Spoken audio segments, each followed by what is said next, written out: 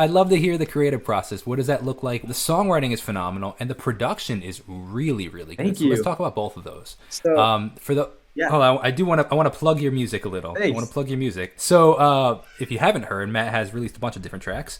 Some of the most recent being "Give Me Your Worst," "Best Friends," and "I Like Right Now." I would describe it as like a kind of very heavy Ed Sheeran vibes. As somebody that's a big Ed Sheeran, earlier Ed Sheeran. Let me rephrase it. Like the Plus album, Nice. Okay, which thanks. I vibe with heavy because my first album was super influenced by that. Singer songwriter pop vibes, and then phenomenal lyrics. Like the one of my favorite lyrics that you wrote was, "I'll try my best, so give me your worst." Phenomenal, phenomenal songwriting. So tell me about your songwriting process.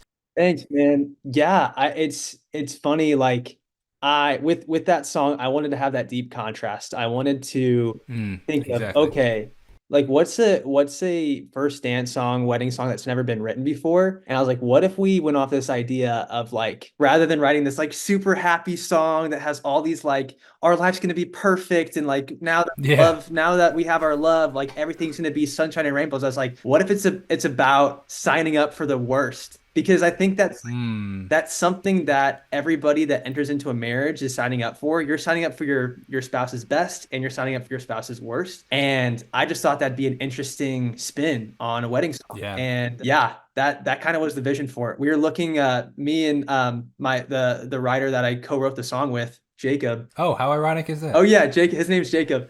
But yeah, like I was like Jacob, I was like, we need a good, like we gotta really think because we had started writing the song together, and I'm like, "Ah, it's not hitting. I'm like, we need something stronger. And so we go like we were looking on websites of like wedding vows. So I'd already decided, I was Dude, like, I've written so many songs by doing that, stealing lines out of the wedding yeah, and so vows and like adjusting them. okay, Jacob, we need to go look at like what the internet has to say about like let's look up like wedding vows on the internet. And one of them was it was like this random wedding vow about giving like asking your spouse to give you their worst. Am I saying that correctly?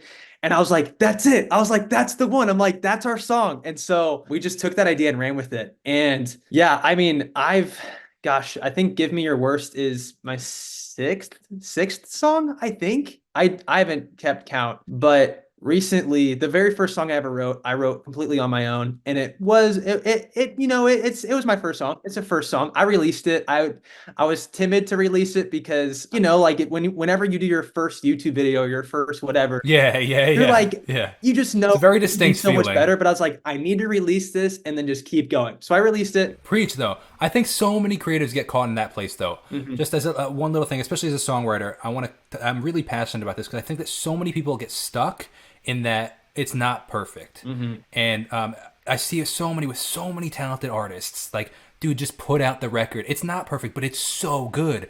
Or even if it's not good, you know what I mean? And they get so caught up in that like perfectionism, and they never ever go anywhere. And look at you now though, like in your own perspective, you don't think it's great. Some people think it's great, right? You're saying it's not great or your best, but then that gives you the platform to build up after that. But if you just stay stuck and never release that, you'll never grow.